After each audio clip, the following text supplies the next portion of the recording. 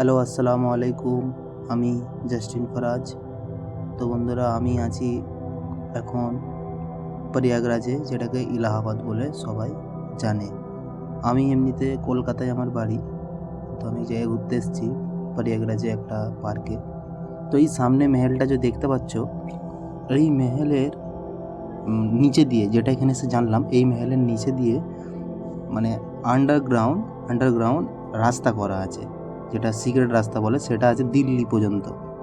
তো এইখানে এই মেহেলটা দেখতে হচ্ছে, ওর পেছনে আর একটা আছে। এখানে টোটাল 3টে মেহেল আছে। একটু আগে যে তোমাকে আমি দেখানোর চেষ্টা করছি। তো এই দিক থেকে তুমি দেখো, এই দেখো আমি যেখানে এসেছি, এখানে দেখো এই একটা দুটো পিছন দিকেরটা আছে। তো এইখান থেকে আমি যাচ্ছি, কত সুন্দর দু সাইডে বাচ্চারা খেলছে। দেখো বাচ্চারা খেলছে চারিদিকে।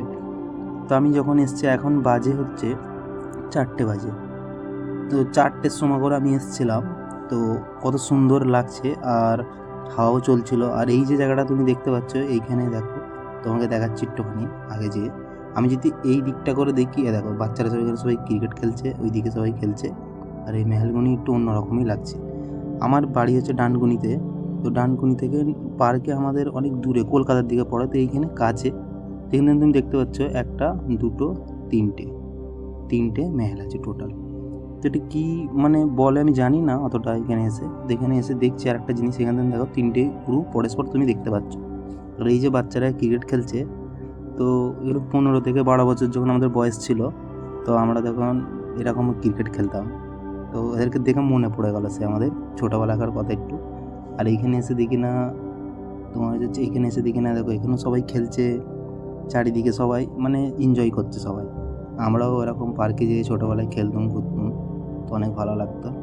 তো তো বন্ধুরা, একটা কথা বলতে চাই কি, আমার এটা ফার্স্ট ব্লগ। তো তোমাদেরকে যদি ভালো লাগে তাহলে আমাকে বলবে, তাহলে জানি না কীরকম হচ্ছে, তো আমি ভালো করার আরও চেষ্টা করব। তো এই দিকটা দেখো, দেখতে পাচ্ছ তোমরা, এই দিকটা সবাই ভিডিও করছে, রিলস বানাচ্ছে। এখন যেই সময়টা আমি এসেছি, এই সময়টা সবাই এরকমই করে। আমি সবাইকেই দেখছি, সবাই সামনে দেখো এরাও রিলস বানাচ্ছে। তো এখানে কিছু লেখা আছে পার্কেটার ব্যাপারে। তো এইদিকে যে দুদিকের গাছ আছে, বীজখানে রাস্তা আছে, এই জায়গাটা সব থেকে বেশি ভালো লাগে। আর এইখানটা করে এসে দেখি না, ওই ছেলেগুলি স্কেটিং করছিল। আর এই দিক দিয়ে আমি যখন যাচ্ছি দু সাইডে, তোমরা দেখতে পাচ্ছ এই যে গাছগুলো এত সুন্দর লাগছে তোমাকে, কী বলবো। এই দেখো আমার পিছন দিকে দেখো, এই যে গাছগুলি রয়েছে, তো আমাকে হেভি লাগছিল। আর একটু আগের দিকে আমি যাচ্ছি এই দিকটা করে, কিন্তু যাই বলো, হাওয়া খুব সুন্দর চলছিল। তো কিছু মনে হচ্ছিল না যে গরম কতটা, এরকম কিছু মনে হচ্ছিল না। তো হাওয়া চলছিল অনেক। তো তোমরা দেখতেই পাচ্ছ।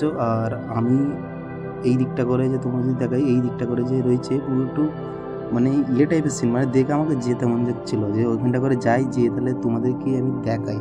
তো তাই আমি রাস্তা খুঁজছিলাম যাওয়ার।